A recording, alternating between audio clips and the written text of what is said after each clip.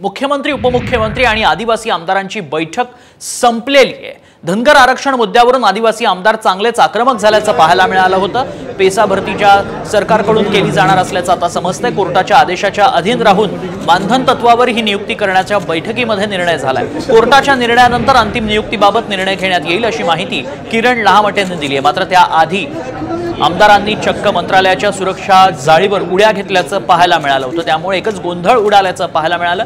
एकीकडे मुख्यमंत्र्यांनी वेळ दिला नाही म्हणून आदिवासी आमदार खरं तर आक्रमक झाल्याचं पाहायला मिळत होतं। दुसरीकडे आज त्यांनी चक्क मंत्रालयातल्या या सुरक्षा जाळीवर उडी मारल्याचं पाहायला मिळालंय। नरहरी झिरवाळ देखील यात होते।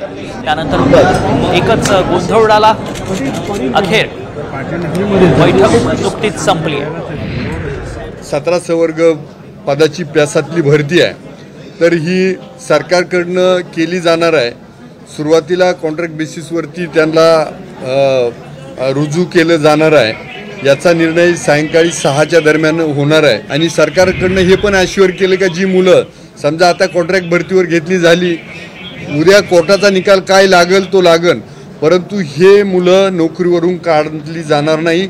यांना भविष्याच्या काळामध्ये अधिसंख्य पदावरती काही पद निर्माण करायची वेळ आली तरी सरकार करेन।